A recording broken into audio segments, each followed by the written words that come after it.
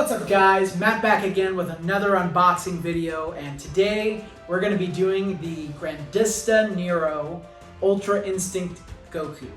Specifically the Ultra Instinct Omen form, which I'm not sure if Omen and Autonomous, I think that's a dub term. I don't know if Mastered UI is the actual terms. I don't know what the actual names are behind the different Ultra Instincts.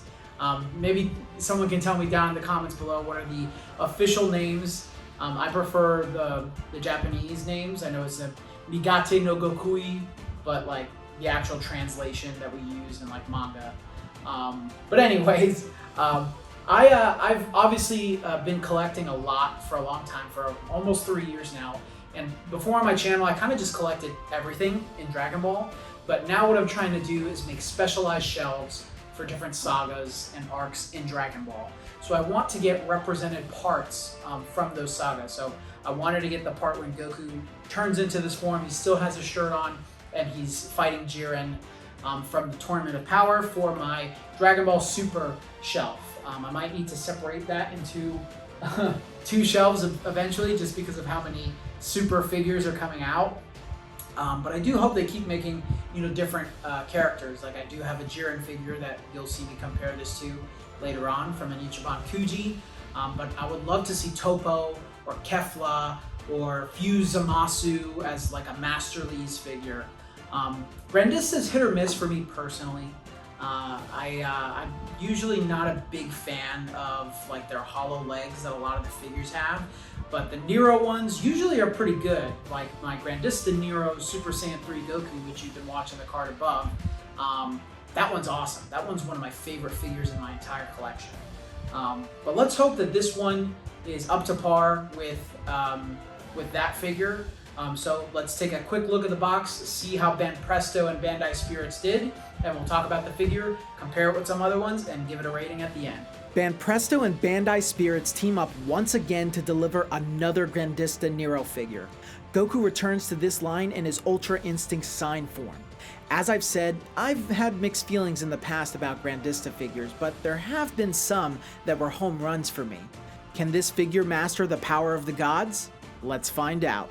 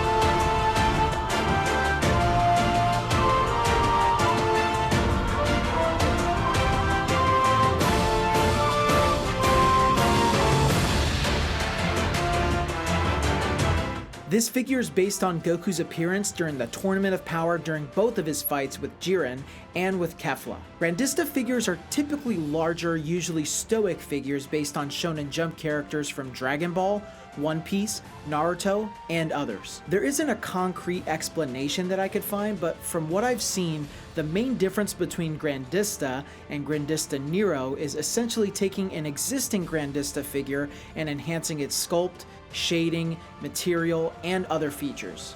This figure specifically is modeled after the Grandista Perfected Ultra Instinct Goku that came out some time ago, and with a Manga Dimensions versions coming soon. You could also say it has reused other Grandista Goku sculpts, as their body is usually the exact same and even use the same face sculpt with a few minor changes. That is a big nitpick of mine, as I try my best not to have doubles of figures in my collection, with minor exceptions being my Extreme Saiyan UI Goku figures. This figure comes in a few pieces like most Grandistas: his upper body, legs, and support stand for his foot. Luckily, his support stand fits snug around his leg and gives him perfect balance. I'm also pleased to report that he does not have hollow legs like the blue Gogeta Grandisto most people rant about. This figure stands at 11 inches tall, which is a very good size for most figures. He's made of PVC and ABS, which is also good material and standard for the industry.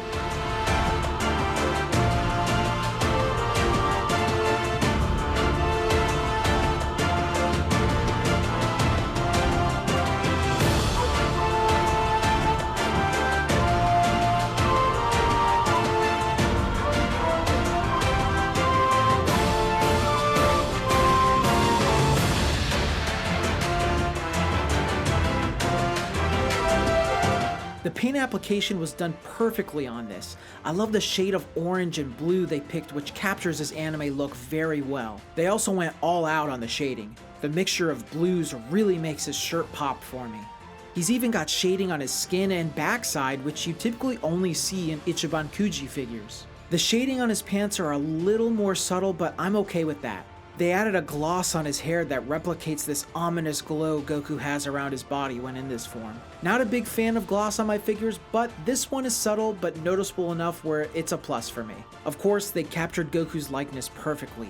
His silver-eyed glare is really accentuated by the marks under his eyes. The only negative I can say for this figure is that he's not in an action pose, which I prefer for my figures, but this is a pose he does quite often while in this form, so I'll ignore that nitpick of mine. Overall, I think this figure lands on the better side of Grandista figures. Its shading, likeness, paint application, sculpt, and craft are all superb. They really didn't hold back on it. I originally thought I would keep it until a better Kuji UI figure released, but this might just stick in my collection. I give this one 7 out of 7 Dragon Balls. Let me know your thoughts in the comments below. Leave a like and subscribe for more content like this, and check my description for where I bought this figure.